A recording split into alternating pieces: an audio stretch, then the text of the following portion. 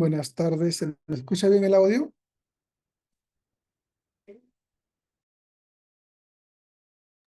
Sí se escucha, doctor.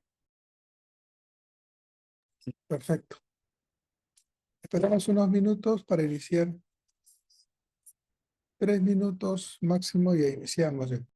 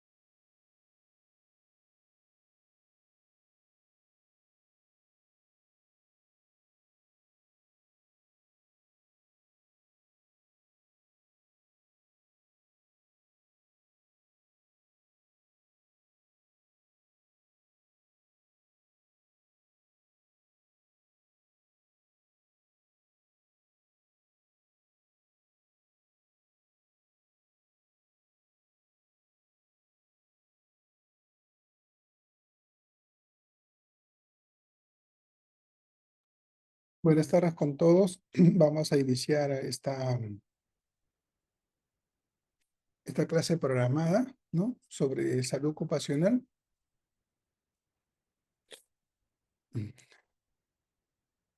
Entonces, la salud ocupacional, ¿no? Es un pilar fundamental, ¿no? En cualquier organización moderna y aquí lo importante es que nosotros comprendamos los conceptos básicos, ¿no? Que resulten esenciales para que nos permita a nosotros implementar medidas que sean efectivas y que garanticemos entornos laborales seguros, ¿no? Entonces, lo que se busca, conociendo la normativa, ¿no? Y los principios que rigen esta gestión de seguridad y salud ocupacional, proporcionar una guía para que todos podamos prevenir, ¿no? Y ser responsables de nuestra seguridad laboral, ¿no? Entonces, lo que se explora son los fundamentos o los requisitos específicos en la legislación vigente, ¿no?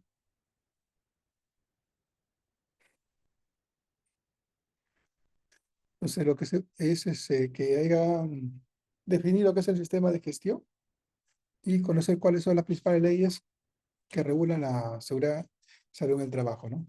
Entonces, aquí, como les dije al inicio, hay unos conceptos que lo tienen que tener bien claro, ¿no? ¿Qué es un accidente de trabajo, no? El accidente de trabajo se define como todo suceso repentino que sobreviene por causa o con ocasión del trabajo y que produce en el trabajador una lesión orgánica, una perturbación funcional, una invalidez o incluso la muerte. ¿Ya? Esta definición abarca situaciones que trascienden los límites tradicionales del lugar y horario laboral. Eso es lo que tenemos que entenderlo, ¿no? Porque, o sea, no solamente es el lugar donde yo estoy trabajando, sino si es que me dan una indicación para salir, también es un accidente de trabajo, ¿no? Si yo en el cumplimiento de mis funciones tengo una boleta de mi jefe inmediato que me autorizó porque yo trabajo en caja, por ejemplo, en el Ministerio de Salud, en la recaudación, y tengo la autorización para ir al banco y en ese transcurso me pasa algo, eso también es un accidente de trabajo. O sea, abarca situaciones que trascienden los límites tradicionales del lugar y el horario laboral, ¿no? Entonces, aquí es fundamental comprender que también se considera accidente de trabajo aquel evento que se produce durante la ejecución de órdenes del empleador o durante la realización de una labor bajo su autoridad, ¿no? Eso es importante. Incluso cuando ocurre fuera del lugar y horas habituales de trabajo. Entonces, esta amplitud de la definición va a garantizar una protección integral al trabajador, ¿no? Lo que va a garantizar que el trabajador se sienta protegido, porque a veces no, como nació una institución, no pasa nada, velo tú mismo, solucionalo, y no es así, ¿no? Entonces, ese reconocimiento adecuado de los accidentes laborales resulta crucial para la implementación, pues, de medidas preventivas que sean efectivas para también la gestión de seguros, de cobertura de seguro, ¿no? Y las mejoras de las condiciones laborales. Es importante este, que vaya de la mano con una cobertura adecuada de seguro, ¿no? Entonces, cada accidente representa una oportunidad de aprendizaje para evitar, pues, que se vuelva a repetir. Esa es la idea, ¿no?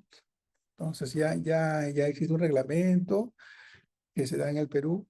Inclusive ya hay médicos con formación en salud ocupacional. Y por eso lo tomamos en cuenta, ¿no? Entonces, la creación correcta de un suceso como accidente de trabajo tiene implicancias, pues entonces, ¿qué implicancias va a tener? Legales, implicancias administrativas, también de cobertura de seguro, ¿no? Entonces, es importante este concepto, entenderlo bien, ¿no? Para entender en estos niveles de organización. ¿Ya? ¿Qué es un incidente, no? Un incidente es suceso acaecido en el curso del trabajo en relación con el trabajo en el que la persona afectada no sufre lesiones corporales o en el que estas solo requieren cuidados de primeros auxilios. Es un incidente, ¿no? O sea, no hay un daño orgánico, ¿no? No hay un daño físico, solo primeros. Estos eventos, aunque no resulten en daños graves, ¿ya? Deben registrarse y analizarse sistemáticamente, ¿no? Porque un incidente puede llevar a algo mayor. Entonces, ¿qué es un incidente peligroso? Es todo suceso potencialmente riesgoso que pudiera causar lesiones o enfermedades a las personas en su trabajo o la población en general, ¿no? Entonces, Entonces representa situaciones críticas de los incidentes peligrosos que requieren atención inmediata y un análisis exhaustivo para prevenir pues, que haya consecuencias graves, ¿no? Entonces, el hecho que sea potencialmente riesgoso y no me haya pasado nada no significa que mientras sea eso, yo debo estar tranquilo, ¿no? Entonces, la ley ya establece eso, que se debe tomar medidas para prevenir consecuencias graves, ¿no? Entonces, la diferenciación entre un incidente y un incidente peligroso resulta fundamental para establecer prioridades en la gestión preventiva, ¿no? Así como hablamos de prevención primaria, en la gestión preventiva, ¿no? Mientras los incidentes pueden parecer eventos menores, su análisis, ¿no? que hagamos sobre eso permite identificar patrones y condiciones que podrían derivar en accidentes graves. En cambio, los incidentes peligrosos, por su parte, ya exigen una respuesta inmediata, ¿no? Si yo tengo un incidente peligroso, exige una respuesta inmediata y medidas correctivas que se hagan urgentes, debido a que tienen un elevado potencial de producir un daño, ¿no? Entonces, la investigación de los incidentes constituye una herramienta muy importante para prevención en primer orden, ¿no? Entonces, cada evento, por menor que parezca, ah, ofrece una información muy valiosa en los sistemas de gestión, pues, ¿no? Para tratar de subsanar ello y evitar esos comportamientos inseguros o condiciones peligrosas que de corregirse para evitar esos daños reales a las personas o también a la organización. ¿Mm? También otra cosa que hay que entender las condiciones del medio ambiente de trabajo, ¿no? ¿Qué son las condiciones del medio ambiente de trabajo? Entonces, las condiciones del medio ambiente de trabajo comprenden el conjunto de elementos, agentes o factores, ¿no? que ejercen una influencia directa en la generación de riesgo que afecta a la seguridad y salud de los trabajadores. Abarca una perspectiva integral que considera, pues, múltiples dimensiones del entorno laboral, ¿no? Entonces, como cuáles, como las características generales, las instalaciones, los equipos, productos utilizados en el desarrollo de actividades laborales, que otro, la naturaleza, en este caso, agentes físicos y químicos y biológicos, ¿no? Entonces, la naturaleza, la intensidad, la concentración o niveles de presencia de agentes potencialmente nocivos, que otro, los procedimientos y métodos, como metodologías, tecnologías y procedimientos parecidos para la utilización o procesamiento de agentes identificados, ¿no? ¿Qué otro? La organización y laboral, ¿no? Entonces, tiene que haber un ordenamiento de las labores y los factores económicos y sociales, ¿no? Entonces, la evaluación integral de estas condiciones y medio ambiente de trabajo requiere un enfoque multidisciplinario, ¿no? Que considera aspectos técnicos, organizativos y humanos. No se trata únicamente de que identifiquemos riesgos físicos evidentes, sino de comprender cómo interactúan todos estos elementos que hemos mencionado en el sistema laboral para crear condiciones que favorezcan o condiciones que también perjudiquen la seguridad y el bienestar de los trabajadores, ¿no? Después, otras definiciones que tenemos que tener, las condiciones de salud, ¿no? Y el control de riesgo, ¿no? Las condiciones de salud son representan el conjunto, ¿no? de variables objetivas de orden fisiológico, psicológico y sociocultural que determinan el perfil sociodemográfico de movilidad de la población trabajadora, ¿no? Entonces, estas variables permiten caracterizar el estado de salud colectivo y orientar las intervenciones preventivas, ¿no? Por eso que nos va a permitir esas condiciones de salud, ¿no? Eh, la evaluación periódica de las condiciones de salud mediante exámenes médicos ocupacionales, ¿no? Estudios epidemiológicos y análisis de indicadores sanitarios van a proporcionar información esencial para diseñar programas de prevención específicos y evaluar la especificidad de las medidas implementadas en el entorno laboral, ¿no? Y en el tema de control de riesgo, ¿no? Entonces, ¿qué dice el control de riesgo? El control de riesgo constituye el proceso de toma de decisiones basadas en la información obtenida durante la evaluación de riesgo, ¿no? Se orienta, entonces, este proceso se orienta a reducir los riesgos identificados mediante la propuesta de medidas correctivas o apropiadas, ¿no? Ya. La exigencia, rigurosidad del cumplimiento y la evaluación periódica de su eficacia real en el entorno laboral, ¿no? Entonces, el control efectivo del riesgo, ¿ya? Requiere un enfoque pues dinámico, que está en constante movimiento, ¿no? Y también adaptativo hacia lo que se va presentando, adecuarnos a eso, ¿no? Entonces, las medidas implementadas deben evitar, ¿no? Deben revisarse regularmente para verificar su adecuación a las condiciones. ¿Qué significa eso? Que como tiene un enfoque dinámico, pues puede ir cambiando. O sea, nosotros debemos verificar su adecuación a las condiciones que se van presentando, ¿no? Porque son condiciones cambiantes del trabajo, ¿no? También el hecho de incorporar nuevas tecnologías que estén disponibles, responder a los riesgos derivados de la vigilancia en la salud, o si hay un incidente, ¿no? La participación de los trabajadores de forma activa, ¿no? Resulta fundamental para garantizar, pues, esta efectividad en la práctica, ¿no? Del control de riesgo, ¿no? Después otra definición es emergencia y enfermedades profesionales, ¿no? Con el caso de la emergencia, acá dice, pues es un evento o suceso grave que surge debido a factores naturales como consecuencia de riesgos y procesos peligrosos en el trabajo que no fueron considerados adecuadamente en la gestión de la seguridad y salud laboral, ¿no? O en salud del trabajo, ¿no? Entonces, las emergencias pueden incluir, por ejemplo, un incendio, explosiones, derrame de sustancias peligrosas, colapsos de estructura, situaciones médicas críticas. Entonces, la preparación mediante planes de emergencia, mediante simulacros regulares, mediante formación específica, es importante para minimizar estas consecuencias, ¿no? Entonces, y con respecto a la enfermedad profesional o ocupacional, que dicen que es una enfermedad contraída, ¿no? Como resultado directo de la exposición a factores de riesgo relacionados con el trabajo. Entonces, a diferencia del accidente, ¿no? Que es de una manera súbita, la enfermedad profesional se desarrolla gradualmente debido a exposiciones prolongadas, ¿no?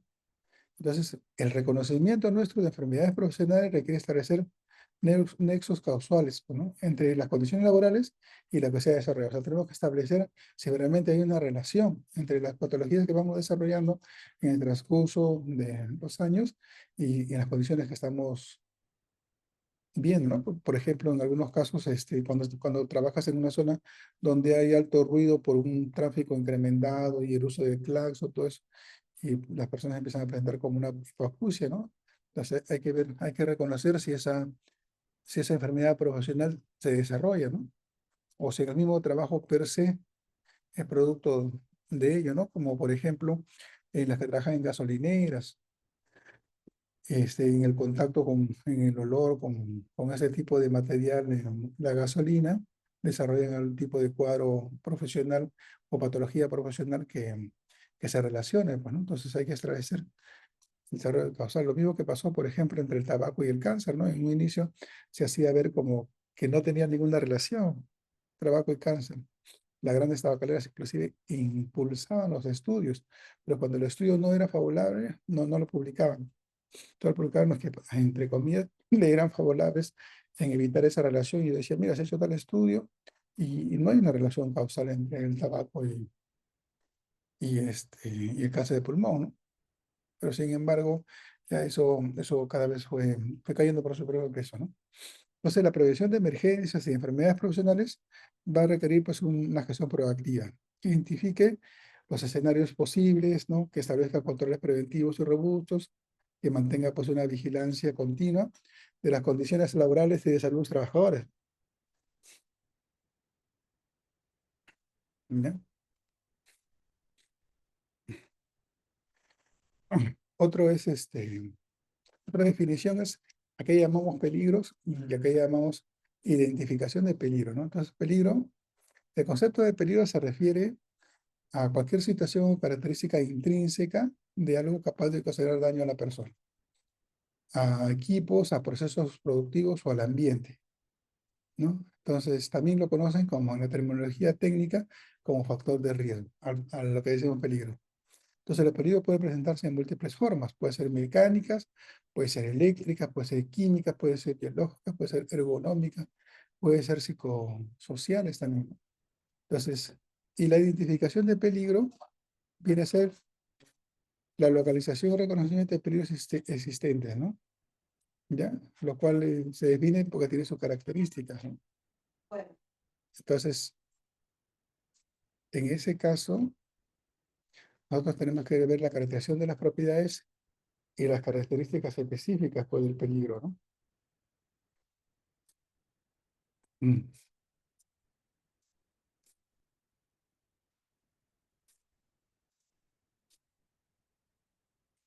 Entonces, cuando nosotros identificamos, tenemos que localizar y tener que reconocer los peligros existentes, ¿no? Nosotros tenemos que definir las propiedades y características específicas, ¿no? Tenemos que valorar el nivel de riesgo que sea asociado, ¿no? Entonces, esta identificación del peligro va a constituir un proceso, ¿no? Organizado en el cual se localiza, se reconoce la existencia del peligro, se define sus características específicas y es fundamental porque es un punto de partida, ¿no?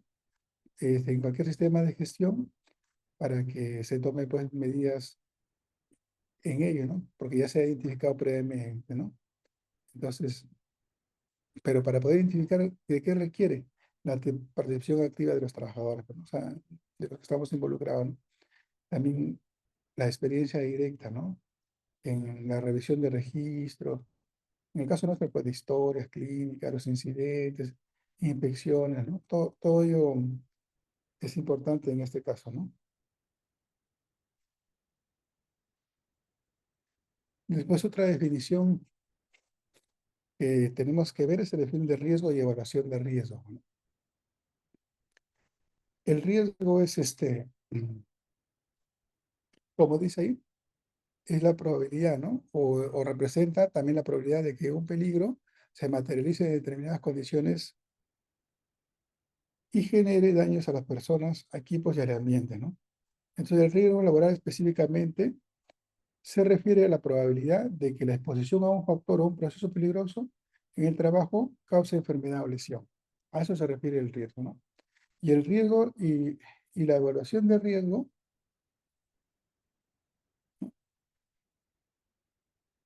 constituye el proceso posterior a la identificación de peligros, ¿no? Que permite valorar el nivel, el grado, la gravedad de los mismos. Esta evaluación proporciona información necesaria para que los empleados puedan tomar decisiones apropiadas, ¿no? Oportunas, como dice ahí el párrafo, ¿no? Y ver la prioridad, el tipo de acciones preventivas que desea hacer, ¿no? Entonces, se tiene que hacer pues una matriz de evaluación, como está ahí más o menos en la imagen, ¿no? Una matriz de evaluación, ¿no? Que nos va a facilitar la visualización rápida, ¿no? Del nivel de riesgo y permite establecer la prioridad de la intervención, pues, ¿no? Los riesgos clasificados en las categorías más altas que se encuentren, ¿no? Entre la combinación de severidad alta y probabilidad alta, demandan una atención inmediata. Mientras que aquellos que se encuentran en categorías inferiores, como gestionarse con autoridades periódicos en medidas preventivas, ¿no? Entonces, va a requerir un diferente accionar.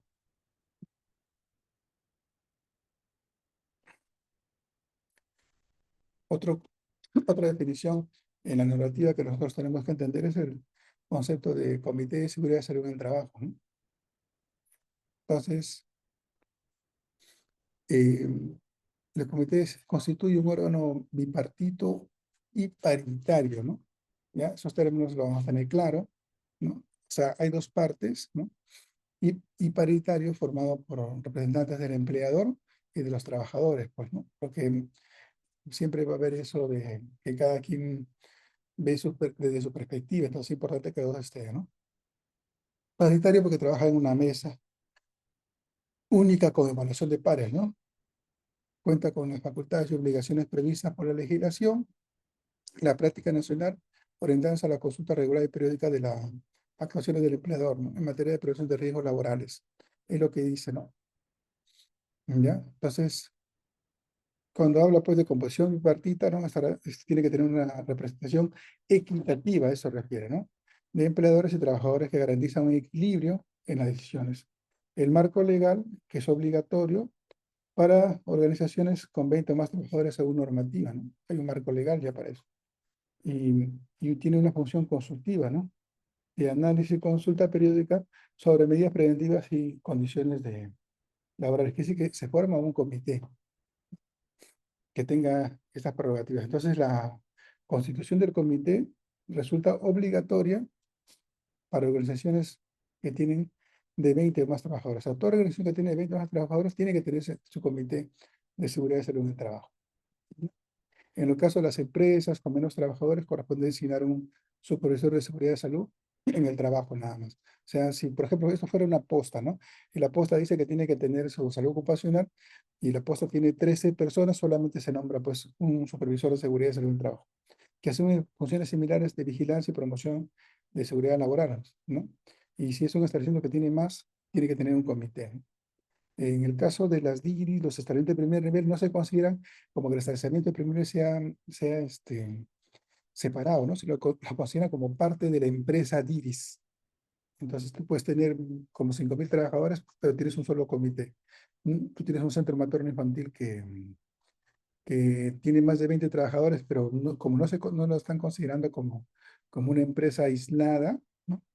Y sí, DIRIS, porque es la que tiene el registro único, el RUC. Entonces, simplemente a pesar de que tiene más de 100 trabajadores en este caso, y eres parte de él, tienes un supervisor de seguridad, ¿no? Pero en el caso de las empresas, el criterio es bien claro, ¿no? Entonces, el funcionamiento efectivo del comité requiere, pues, que haya reuniones periódicas, inclusive tiene que estar en actas, o eso se llama documentado. Tiene que haber una capacitación específica de sus miembros, porque nada más no se nombra y ya, pues, que vean, ¿no? Sino hay que capacitarlo para que sepan realmente qué se entiende, ¿no? Hasta los mismos trabajadores para que sepan defender sus derechos, ¿no? Tiene que tener canales de comunicación abiertos con toda la plantilla, respaldo de dirección para implementar las recomendaciones formuladas, ¿no? Y su papel es muy crucial, muy importante en la prevención participativa y que la organización pues, sea más sostenible. Eh, Otro punto es los sistemas de gestión de seguridad y salud en el trabajo, ¿no? Entonces, ¿qué es un sistema de gestión? Un sistema de gestión, como dice ahí, es un conjunto de elementos, ¿no? O representa un conjunto de elementos que interactúan o se interrelacionan dentro de la organización. ¿Establecidos con qué propósito? Con definir políticas, objetivos y procesos necesarios para alcanzar dichos objetivos de manera sistemática y efectiva. Esta estructura organizada permite, pues, coordinar recursos, responsabilidades y procedimientos de forma coherente, ¿no? Ese es un sistema de gestión, ¿no? ¿Y qué es un sistema de gestión de seguridad y salud en el trabajo que tienen las siglas de SGSST, ¿no? Es importante manejar esas siglas porque ya están establecidas, ¿eh? O sea, son siglas ya establecidas, ¿no? Entonces, como dice ahí, un sistema de gestión de seguridad y salud en el trabajo, ¿ya? Persigue específicamente la prevención de lesiones y enfermedades ocasionadas por el trabajo que sean relacionadas con él. ¿Ya? Además, promueve efectivamente la protección y promoción de la salud de los empleados, ¿no? Integrando sus objetivos fundamentales con otros aspectos importantes, que son aspectos claves, ¿no? Como, por ejemplo, que aquí no lo dice, ¿no? Como la prevención integral, ¿no? Entonces, que lo que dice es que hay que evitar accidentes, enfermedades laborales mediante la identificación proactiva de riesgos psicoterapeutas específicos. Otro, o mediante la promoción de la salud, ¿no? Porque vamos a fomentar que haya entornos saludables que mejoren el bienestar físico y mental de los trabajadores. Otro, es la integración operativa, ¿no? Alineamos la seguridad con la producción, ¿no? Con la calidad y eficiencia para resultados que sean sostenibles y duraderos. Entonces, la implementación exitosa de este sistema de gestión de seguridad y salud en el trabajo va a requerir pues, que haya un compromiso, ¿no? En este caso es de la dirección, ¿ya? Que la implemente. Por eso que tiene el rango de penal, ¿no? En el cumplimiento de este sistema de gestión, por si acaso. ¿No? Las empresas privadas lo saben. El Estado, bueno, a veces todavía no lo implementa de una manera tan seria, pero las empresas privadas lo saben. Saben que si hay recomendaciones del comité que ellos no cumplen, pues pueden ser denunciados e inclusive pueden ir presos. No es algo, hay normativa legal sobre eso ya. que se ha establecido, ¿no? Porque tú estás perjudicando la salud del trabajador, a pesar de que ya se te ha elaborado un informe de los presuntos riesgos que pueden haber, los incidentes, y no has tomado, como se dice, cartas en el asunto, ¿no? ¿Ya? Entonces es importante, ¿no? Entonces no se trata de un programa aislado, ¿no? Sino de un enfoque integral que permite que mejore toda esta cultura organizacional, ¿ya? Mm. ¿Qué legislación básica tenemos, no? Ya eso sí, lo dejo ahí porque eso ustedes lo pueden leer, ¿no? La ley número 21783, que es la ley de seguridad y salud del trabajo, el decreto supremo número 5/2012 TR, que es el reglamento de la ley de seguridad del trabajo, la relación ministerial 748/2012 TR, ahí están las guías y formato de referencia al proceso de elección, ¿no? Ya. La resolución ministerial 50/2013 TR, son los formatos de referencias, en este caso el decreto supremo 042, que es el reglamento de seguridad industrial, la guía básica del Ministerio de Trabajo, ¿no? Porque a pesar de que es una ley que lo estamos, que le hemos puesto con un enfoque en el Ministerio de Salud, ¿no? Es el Ministerio de Trabajo quien nos regula, ¿ya? Entonces, esta estructura legislativa establece un sistema coherente de protección, ¿no? Que abarca desde principios generales hasta aspectos técnicos específicos, ¿no? Lo que se busca aquí es garantizar que hay una cobertura, o sea, una atención integral en las situaciones laborales que se presentan, ¿no? Proporcionando las herramientas, ¿no? Para que cada organización las implemente, ¿no? Y eso no solo se da en el Perú, sino se da en todos los países, ¿no? Entonces, el objetivo de esta ley, ¿no? De Seguridad y Salud del Trabajo, la 29783, ¿no? Constituye pues el pilar fundamental en el tema del sistema normativo y protección laboral, ¿no? Esta norma establece el principio de derechos, obligaciones y responsabilidades que deben tener los trabajadores en materia preventiva, ¿no? Configura un marco laboral, ¿no? Sobre que la ley está abordando. También hay una participación de los trabajadores. Entonces, en los requisitos para implementar estos sistemas de gestión de las empresas, los derechos de consulta y participación de los trabajadores, las obligaciones de empleo en materia de prevención, el mecanismo de inspección y sanción para garantizar su cumplimiento, ¿no? Entonces, ya hay disposiciones legales como esta promulgación de la ley, el decreto supremo que habíamos hablado anteriormente, 05/2012 TR, o la modificación de la ley 3022-2, ¿no? O utilización de los reglamentos ha sido importante para ello. Entonces, esta evolución normativa, ¿no? Hay un compromiso del Estado, ¿no? Para dar una continuidad, adaptar el marco legal a las realidades cambiantes del mundo laboral, ¿no? Entonces, lo que se busca es garantizar, ¿no? Y proteger al trabajador. Es lo que se busca, ¿ya? Entonces, en ese cuadro nosotros vemos sobre la ley, sigue sobre lo mismo, sobre el título preliminar y el objetivo de la ley, ¿no? Es lo que busca, ¿no? Entonces la ley va a establecer un marco que abarca múltiples dimensiones de la seguridad y salud laboral, ¿no?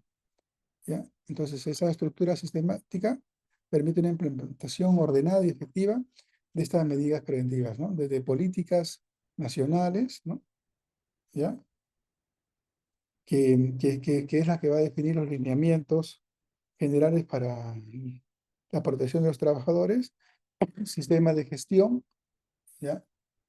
Que son requisitos para implementar estos sistemas de prevención con enfoque de mejora continua de los derechos y deberes de los trabajadores, ¿no? Que especifica las obligaciones del empleador y la participación también, ¿no? Establece mecanismos de consulta y participación de los trabajadores en decisiones preventivas. Entonces, cada componente de la ley responde a objetivos específicos de protección, de configurar un sistema integral que combina pues una prevención técnica, ¿no? O sean los trabajadores, el Estado, los empleadores, las organizaciones sindicales, ¿no? Cualquiera de ellos, ¿no? Entonces, y el ámbito de aplicación de la ley, como pueden ver, a la actividad privada, al sector público, inclusive a los trabajadores por cuenta propia, ¿no? Todos los sectores económicos, servicios, todos están involucrados, ¿no? Entonces, presenta un alcance amplio que abarca a todos los sectores económicos, inclusive a todas las modalidades de contratación. O sea, no porque eres por tercero, no tienes una protección, sí. ¿Ya? trabajadores dependientes, independientes, que tienen ciertas condiciones. Esta cobertura universal lo que garantiza es que ningún trabajador quede protegido, independiente de situación laboral particular, ¿no? Entonces, en el sector privado, todas las empresas privadas, independiente de su tamaño o actividad económica. En el público, todas las entidades gubernamentales, en todos sus niveles y modalidades de gestión. En tercerización, que es los trabajadores por cuenta propia, las empresas contratistas, subcontratistas, trabajadores destacados, modalidades especiales, teletrabajo, también trabajo a domicilio, otra forma de organización laboral, todos están incluidos la ley los trata de incluir porque de eso se trata, ¿no? Entonces, independiente de ciertas condiciones, esta cobertura debe ser universal en la ley, para que ningún trabajador quede desprotegido, ¿no? Independiente de su situación laboral, ¿no? Entonces, requiere que, para que se aplique, requiere que cada sector, ¿no? Lo adapte a sus circunstancias, ¿no? ¿No? Sin comprometer los estándares mínimos, es decir, que lo mínimo de empezar lo tiene que hacer, ¿no? No cambiar a su conveniencia, ¿no?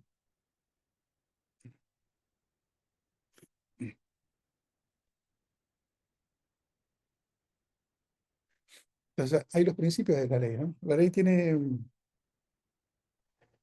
principios fundamentales, ¿no? Entonces, esta ley se sustenta, pues, en 9 principios rectores que orientan toda la gestión de seguridad y salud en el trabajo, ¿no? Estos principios constituyen el fundamento práctico, filosófico, se podría decir, del sistema preventivo, guiando la interpretación y la aplicación de dispositivos legales, ¿no? Entonces, rápidamente, vamos a hablar de algunos principios, ¿no? El de prevención, ¿no?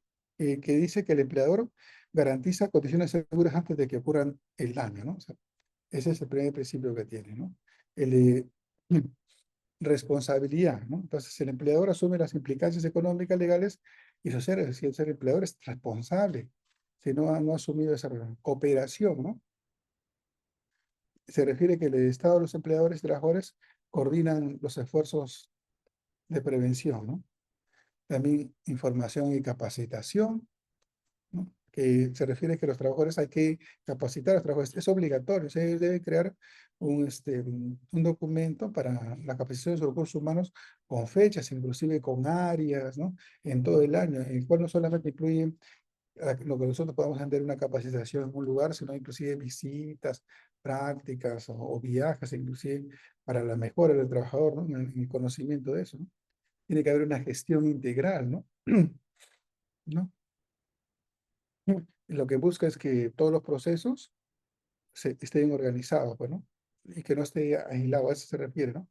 Tiene que haber no solo una gestión integral, sino una atención integral de la salud, ¿no? Entonces hay que atender las necesidades completas del trabajador, sea físicas o mentales, ¿no? Tiene que haber otro principio de consulta y participación, ¿no? En un momento comentamos de que se tiene que hacer una consulta para ir viendo cómo se está desarrollando, ¿no? O ir viendo cómo se está dando la implementación, ¿no? Entonces, mediante, ¿cómo vemos? Mediante la identificación, pues, de los peligros, el control de riesgo, ¿no? O las experiencias que algunos tienen o que pueden tener prácticamente para la mejora, ¿no? Y importante, la primacía de la realidad, ¿no? ¿Qué significa esto? De que, de que lo que se tiene que garantizar es la protección efectiva. Más allá de documentos o declaraciones, lo que tiene que garantizar es la protección efectiva porque ya es algo que ya se ha desarrollado y se ha evaluado, ¿no? Y entonces en este tema de protección, los trabajadores tienen derecho, ¿no? A que su protección se promueva y se mantenga al más alto nivel, ¿no? Más alto nivel refiriéndose al bienestar físico, mental y social, ¿no? Entonces todos estos principios no van a estar de manera aislada, ¿no? Todos estos principios están de manera integral, ¿no? Que va a dar una equilibrio en su responsabilidad. Ahora, ahora que dice, ¿qué podemos hablar sobre el reglamento? ¿No? En algún momento, no sé si les dije, pero recuerden que cuando se hace una ley, si la ley no está reglamentada, entonces es letra, como se puede decir, que queda en el olvido. Tiene que tener un reglamento, porque el reglamento te va a decir cómo se hace, cómo lo vas a hacer. Porque la ley te puede decir, mira, hagas esto, pero ¿cómo lo hago? ¿Qué pasos debo seguir? Entonces, para eso está el reglamento. Entonces, el reglamento siempre va de la mano de una ley. Si una ley sale en el 2012 y nunca se reglamentó, así tenemos 2025, sigue siendo una ley que no ha dado fruto, ¿no? Tiene que tener su reglamento, ¿no? Entonces va a establecer, en este caso, el reglamento de seguridad y salud del trabajo va a definir claramente las funciones y responsabilidades de cada actor institucional. O sea, cada uno va a tener una responsabilidad. Ministerio del Trabajo, el empleador, ¿no? Entonces va a garantizar también las coordinaciones. En este caso, estamos viendo a nivel macro, ¿no? Como reglamento y la ley, ¿no? Entre las diferentes instituciones del Estado, ¿no? El Consejo Nacional, en Consejo Regional, ¿no? Que van a implementarlo ellos, el sistema de inspección, ¿no? El sector salud que desarrolla, pues, ¿cómo interviene el sector salud? Mediante la vigilancia epidemiológica, es uno de los ítems que desarrolla, ¿no? Con diagnóstico de enfermedades ocupacionales, promoción de la salud laboral, ¿no? Entonces, es así como el reglamento es importante, ¿no?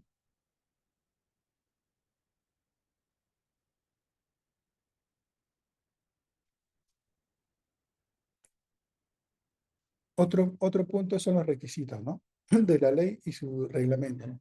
Entonces, este sistema de gestión de seguridad y salud en el trabajo debe cumplir requisitos ya establecidos. O sea, ya está dicho, nada se inventa, ¿no? Entonces, estos requisitos conforman una estructura integral, ¿no? Como, por ejemplo, la política, objetivos, supervisor y comité de seguridad y salud del trabajo, ¿no? Entonces, en esto, lo que tiene que haber es una declaración de compromisos y metas específicas. Es lo que se busca en los objetivos de supervisor o comité. Compromisos y metas específicas, ¿no? Y que deben ser comunicadas a todos, ¿no? Con respecto a plan de prevención de seguridad del trabajo, entonces, en este caso, ¿no? Tiene que haber una planificación de las actividades, ¿no?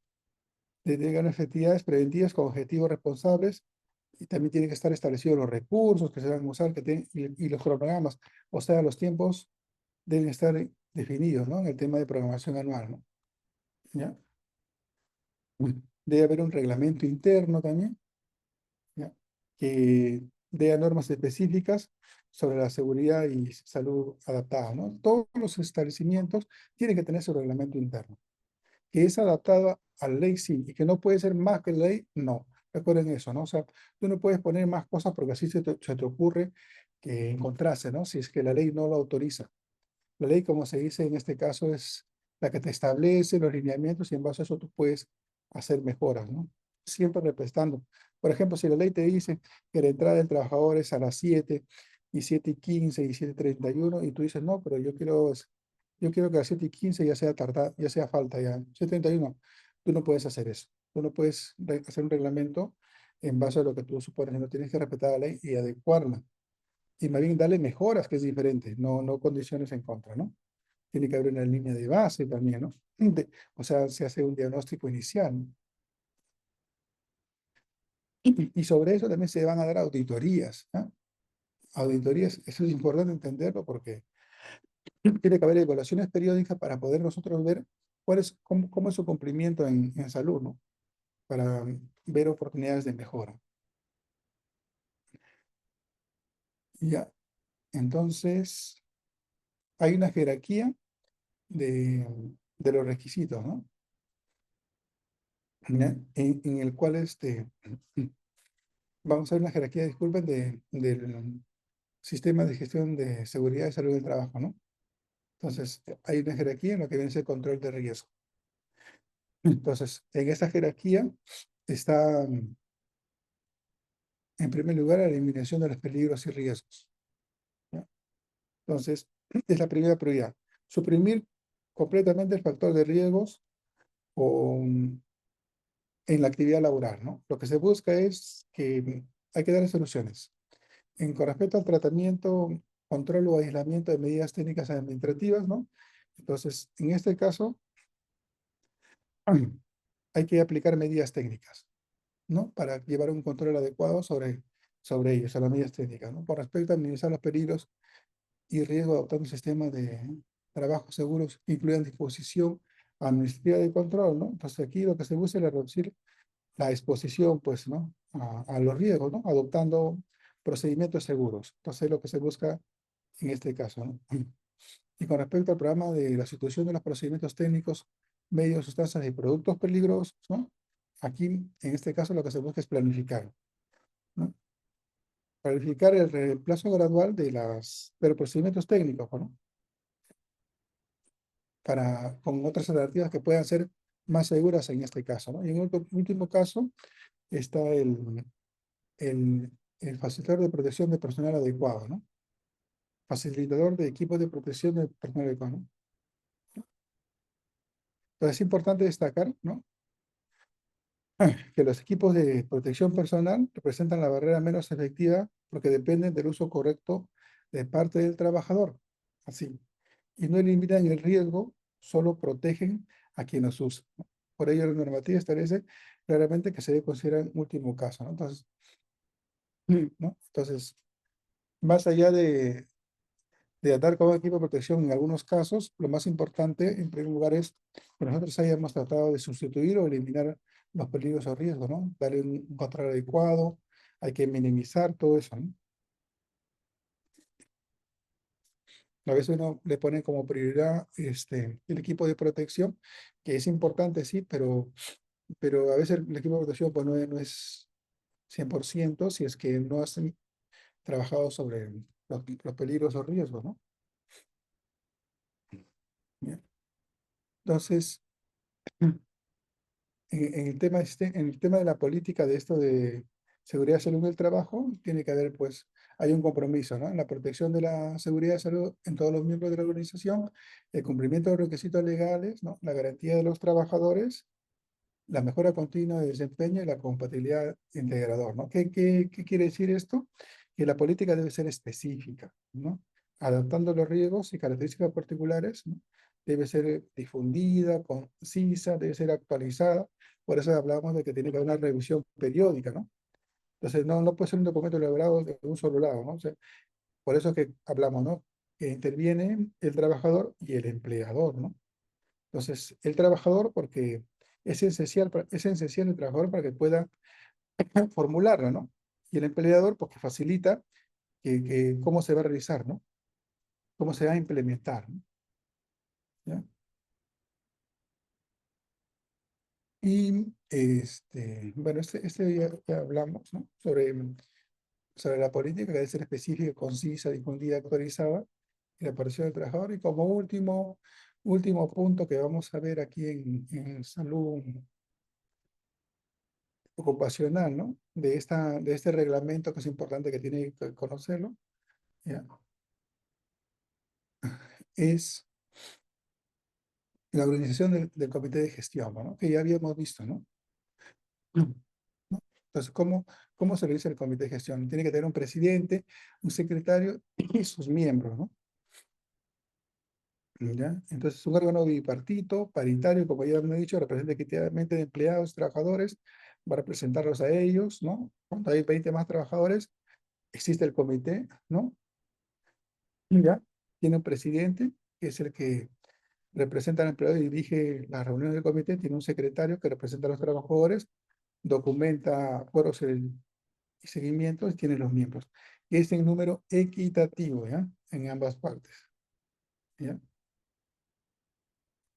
Entonces, para terminar, la efectividad de esa estructura, ¿de qué va a depender? De dotarla, pues, de una autoridad real, ¿no? O sea, alguien que tenga decisión, ¿no? De darle los recursos suficientes, de que estén capacitados adecuadamente, porque si no, ¿cómo van a evaluar, cómo van a conocer cuando hay un riesgo, qué hacer, ¿no? Y que también hay un canal efectivo de comunicación, ¿no? Por eso es que el reglamento lo establece, ¿no?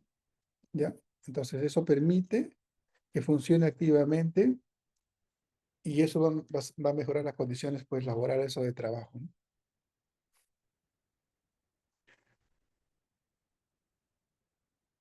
Muy bien.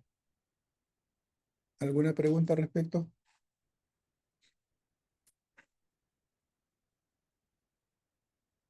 Esta diapositiva se lo voy a pasar al delegado, ¿eh?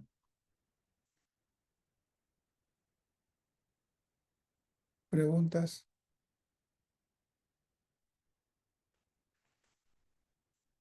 Muy bien, si no hay ninguna preguntas, acá nos despedimos. Que tengan una buena tarde. No se olvide que la próxima semana es el examen de unidad. Ya. Así que saludos Gracias, con todos. doctor. Hasta Muchas Cuídense. luego. gracias, doctor. Hasta luego, Gracias, cuídese. doctor. Hasta Muchas luego. gracias, doctor. Hasta luego. Hasta luego, doctor.